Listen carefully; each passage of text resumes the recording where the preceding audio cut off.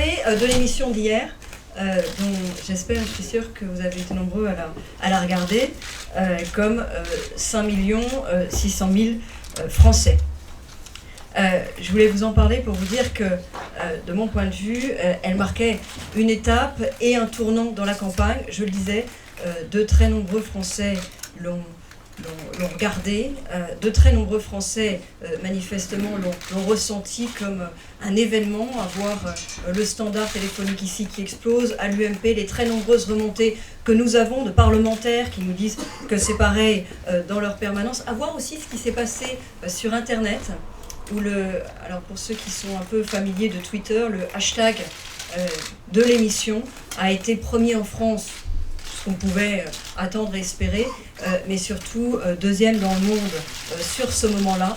Il s'est donc passé quelque chose hier. C'est un événement qui, de mon point de vue, met aussi François Hollande devant ses responsabilités. Est-ce qu'il veut un débat digne d'une élection présidentielle? Est-ce qu'il accepte la confrontation ou est-ce qu'il continue à la fuir, comme on l'évoquait ici même, ensemble, hier? Hier, sur le plateau de France 2, Nicolas Sarkozy a répondu à toutes les questions. Des questions sur son projet, ses propositions, des questions sur son bilan, des questions sur sa personne. Il n'a écarté aucune des questions, il est allé au fond de toutes les réponses. Et aujourd'hui, nous prenons les Français à témoin. François Hollande ne peut pas continuer à s'inventer un statut qui l'exonérerait du débat démocratique. Alors je voudrais, avant de vous proposer de répondre à vos questions, que j'espère nombreuses, sur les différentes propositions qui ont été évoquées hier, je voudrais en préciser certaines d'entre elles, puisque j'ai eu l'occasion de faire un chat ce matin. Je vous invite à regarder tout ça, puisqu'on fait des chats après chaque émission majeure ou meeting majeur. Un chat ce matin, j'ai vu remonter un certain nombre de questions. On en a eu aussi d'autres par Internet, au QG, à l'UMP. Et donc, je vois que certaines précisions sont utiles sur les propositions. Il y avait de nombreuses propositions hier. Nicolas Sarkozy est aussi revenu sur des propositions qu'il avait déjà faites. Donc, j'en ai sélectionné 3 sur lesquelles je vous propose de s'arrêter plus particulièrement. Et puis après, je répondrai à toutes les questions que vous auriez sur d'autres sujets. Les 3 propositions sur lesquelles je voudrais revenir, c'est cette idée d'avoir un impôt minimum pour les sociétés du CAC 40, de rendre impossible le fait qu'une société du CAC 40 puisse ne pas payer d'impôts en France. Deuxième proposition concerne le RSA. Le RSA avec la mesure de réévaluation au bout de 18 mois, le RSA avec la mesure de travail de 7 heures par semaine pour ceux qui seraient depuis longtemps enfermés dans le RSA. C'est des mesures qui avaient déjà été annoncées, mais je pense que ça vaut le coup d'y revenir et de donner quelques précisions, à voir les nombreuses questions qui sont posées. Les dernières questions auxquelles pour lequel je vous proposerai quelques éclairages, concernent l'immigration, à la fois sur les questions de conditions de regroupement familial et de regroupement avec des conjoints étrangers, et sur les questions d'accès au RSA et au minimum vieillesse. Sur la mesure concernant le fait de rendre impossible pour des grands groupes du CAC 40 de payer 0 impôt en France. Vous savez qu'aujourd'hui, il y a des grands groupes qui échappent à l'impôt sur les sociétés. Environ la moitié des sociétés du CAC 40 ne payent pas d'impôt sur les sociétés en France. Et c'est ça le vrai problème concernant l'imposition des grandes sociétés. C'est pas, comme voudraient le faire croire d'autres candidats, le taux marginal, le taux d'imposition sur les sociétés. Pourquoi? Parce que dans ce contexte, il est assez virtuel. En fait, le problème, c'est l'assiette. L'assiette de l'impôt sur les grandes sociétés, beaucoup plus que le taux. On peut augmenter fortement le taux de l'impôt sur les sociétés. Nous l'avons d'ailleurs, dans certaines conditions, augmenté. Mais ça ne résout pas tous les problèmes, dans la mesure où certaines sociétés, aujourd'hui, échappent à cette imposition. Il faut donc élargir l'assiette. Alors, ce n'est pas une découverte, vous me direz, et cet élargissement, nous l'avons déjà d'ailleurs pratiqué. Ça a été, par exemple, la limitation du report de déficit. Les règles fiscales étaient trop favorables sur le report des déficits, compte Journadège. Et ça a permis d'augmenter de 4 milliards d'euros les impôts payés par les grandes sociétés au titre de l'impôt sur les sociétés entre 2009 et 2011. Là, je parle des grandes sociétés, ça va au-delà du CAC 40. 4 milliards d'euros entre 2009 et 2011 ont été prélevés en plus de l'ordinaire sur ces grandes sociétés par l'élargissement en fait de l'assiette de l'impôt sur les sociétés, par la limitation de la règle de report de déficit. Mais nous proposons d'aller plus loin aujourd'hui et d'avoir un impôt minimal sur toutes les sociétés du CAC 40. Si on prend l'impôt sur les sociétés du CAC 40, en rythme annuel, c'est de l'ordre de 3 milliards d'euros. 3 à 4 milliards d'euros sont payés au titre de l'impôt sur les sociétés par les sociétés du CAC 40. Nicolas Sarkozy propose de créer une imposition minimale pour que des sociétés comme Total arrêtent d'échapper à l'impôt en France pour un montant qui serait de l'ordre de 2 à 3 milliards d'euros par an. Comment on peut faire ? Dans un premier temps, parce que c'est le plus rapide, le plus immédiat à faire, on peut lever un impôt sur le chiffre d'affaires mondial. Le chiffre d'affaires mondial, c'est quelque chose qu'on peut taxer sans passer par des conventions fiscales. C'est pour ça que c'est la chose la plus rapide à faire dans un premier temps. Dans un deuxième temps, il s'agit d'une refonte en profondeur en fait, de l'impôt sur les sociétés et de taxer le bénéfice mondial, le résultat mondial. Donc là, c'est une refonte en profondeur de l'impôt sur les sociétés. On peut le faire dans un deuxième temps parce que ça nécessite de passer des conventions fiscales avec les autres pays. Cette proposition, elle correspond finalement à un alignement sur ce que font un certain nombre d'autres pays européens. Aujourd'hui, notre système est relativement marginal. Il n'y a que 3 pays en Europe qui l'appliquent, les Pays-Bas, le Danemark et nous. Donc nous proposons dans un premier temps de rajouter à l'impôt sur les sociétés tel qu'il existe aujourd'hui un impôt sur le chiffre d'affaires mondial et dans un deuxième temps de passer à un impôt sur le résultat mondial. Voilà pour ce premier sujet.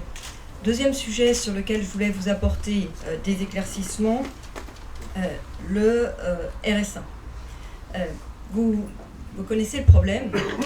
Le RSA fonctionne bien pour sortir de la pauvreté un certain nombre de personnes, fonctionne moins bien pour accompagner vers l'emploi. Aujourd'hui, il n'y a que 40% des personnes qui sont au RSA qui travaillent.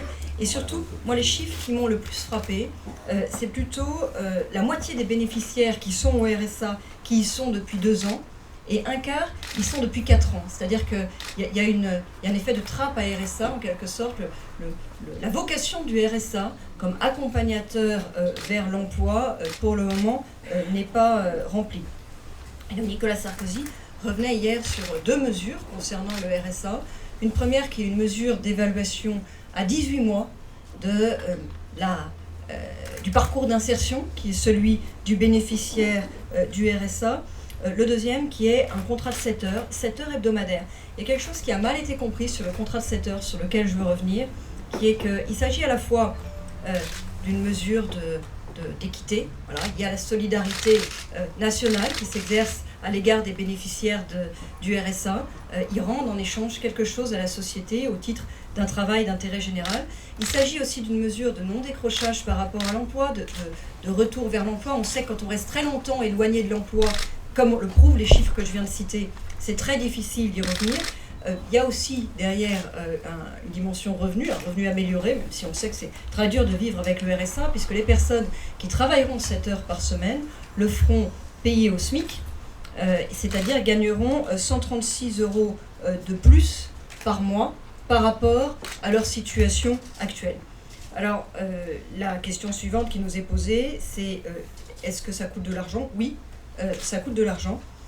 Ça coûte de l'ordre de 500 millions d'euros à l'État. Ce chiffre est calculé si on prend les bénéficiaires du RSA depuis 2 ou 3 ans.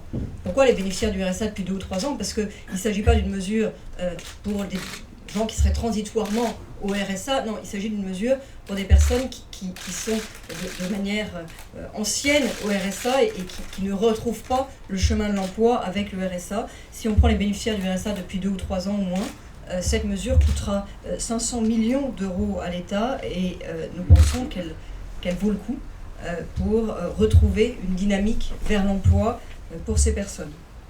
Enfin, je voudrais vous parler des propositions dans le domaine de l'immigration. Le constat qui est fait aujourd'hui, c'est que 24% des étrangers en situation légale en France sont au chômage.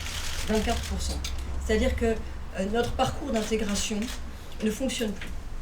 Alors, il y a toutes sortes de raisons à ça, on pourrait probablement en parler très longtemps, mais ce constat, il est là, et personne ne peut le fuir. Notre responsabilité première en matière de politique d'immigration, elle est là. Elle est d'intégrer ces personnes auxquelles nous avons donné un accès et qui aujourd'hui sont en situation difficile, et pour 24% d'entre eux en situation de chômage. Ça veut dire le temps de retrouver en fait le fonctionnement de la machine à intégration, le temps de retrouver le moyen pour ces personnes de faire le parcours d'intégration, et bien de limiter, plus encore que nous le faisons actuellement, parce que nos capacités d'accueil en ce moment en période de crise sont plus limitées, de limiter plus encore l'immigration. Vous savez que nous avons réduit le regroupement familial qui est passé de 25 000 personnes à 15 000 titres actuellement. Un certain nombre de mesures ont été prises à cette fin. Par exemple, la nécessité pour le regroupant. Le regroupant, donc, c'est la personne qui est en France et qui accueille sa famille. La nécessité pour cette personne de montrer des ressources suffisantes. Ça va de 1 SMIC pour une famille de 2 ou 3 personnes à 1,2 SMIC pour une famille de 6 personnes. Et nous souhaitons durcir un peu ces conditions. La nécessité pour cette personne d'avoir une taille suffisante de logement pour accueillir sa famille. La nécessité, enfin, d'avoir suivi un examen de connaissances en langue française et de valeurs de la République. Pourquoi nous avons fait ça? Je l'ai dit, parce que il s'agit avant tout de se donner moyens d'intégration. Nous proposons aujourd'hui en quelque sorte de renforcer ces conditions, de les renforcer sur les conditions de ressources, de les renforcer sur l'examen en connaissance du français. C'est un système qui est déjà en vigueur aux Pays-Bas, en Allemagne et en Grande-Bretagne, et qui, là-bas, a fait ses preuves. Nous souhaitons aussi étendre ces obligations aux conjoints de Français. En fait, les chiffres parfois sont mal connus. Aujourd'hui, donc le regroupement familial, c'est 15 000 personnes par an. Les conjoints étrangers de Français, c'est 50 000 personnes. En fait, c'est beaucoup plus. C'est 3 fois plus que le regroupement familial. Ça recouvre des situations très variées, majoritairement, en fait, des conjoints de personnes qui ont été naturalisées récemment. Nous proposons d'étendre les obligations qui portent aujourd'hui sur les regroupants, donc les personnes qui sont en France, qui font venir leur famille, pour certaines de ces obligations, les étendre aux conjoints de Français. Ça permettra de lutter contre la fraude au mariage, ça permettra aussi et surtout de faire en sorte que les conjoints, quand ils arrivent sur le territoire français, aient déjà quelques clés pour pouvoir s'intégrer. Qu'est-ce que ça veut dire très concrètement ? Ça veut dire leur demander de prendre des cours de français avant, de passer des examens correspondant à ces cours de français, des examens qui correspondront aussi à une connaissance des valeurs de la République. Alors, les valeurs de la République, c'est la laïcité, ce genre si vous voulez, de valeurs fondamentales qui forment notre pacte du vivre ensemble. Ce système, lui, concernant les conjoints de Français, conjoints nationaux, ce système est en vigueur en Grande-Bretagne et en Allemagne, où là aussi il a fait ses preuves. Enfin, Nicolas Sarkozy a proposé hier de durcir les conditions d'accès pour le RSA et le minimum vieillesse. Pourquoi ? Je voudrais d'abord dire que ça ne concerne pas les prestations contributives. Prestation contributive, c'est quand quelqu'un, qu'il soit français ou étranger, travaille sur le sol national, il a droit à un certain nombre de prestations qui sont payées par des prélèvements sur son travail. Par exemple, les allocations familiales, ce sont des prestations contributives et elles ne sont pas modifiées. On parle là de prestations qui sont des prestations de solidarité. On fait appel à la solidarité nationale pour financer le RSA et le minimum vieillesse qui sont en fait deux filets de sécurité. Nous avions déjà créé quelques conditions pour l'accès à ces prestations. Pourquoi ? Tout simplement pour éviter une immigration d'allocataires, de personnes qui ne viendraient pas pour la France, mais qui viendraient pour une prestation, parce qu'on sait malheureusement que ça existe. Donc un premier pas avait été accompli dans cette voie, c'est dans le projet de loi de financement pour la sécurité sociale 2012. Pour le minimum vieillesse, une condition de résidence a été portée de 5 à 10 ans. Elle existait, il fallait être depuis 5 ans en France, elle a été portée de 5 à 10 ans. Eh bien, nous proposons d'aller plus loin, de porter de 5 à 10 ans, elle existe, elle est à 5 ans, la condition de résidence pour le RSA, et de créer une condition supplémentaire qui se cumulera, qui est une condition de 5 ans d'activité professionnelle sur le territoire national. Ce sont des mesures qui seront, je le précise parce qu'il y a eu des débuts d'interpellation sur le sujet, je l'ai vu, je le disais, en fonction des questions qui nous ont été posées, ce sont des mesures qui, je le crois, seront validées par le Conseil constitutionnel. On a un exemple, une jurisprudence en la matière en quelque sorte, puisque le doublement de la condition de résidence pour le minimum vieillesse n'a pas été censuré par le Conseil constitutionnel, qui a passé au crible le projet de loi de financement de la sécurité sociale. Le doublement de la condition de résidence pour le RSA s'inscrit dans la même logique, et pour le reste, ce sont des mesures d'équité. Vous savez que le Conseil constitutionnel met l'équité et l'égalité sur le même pied.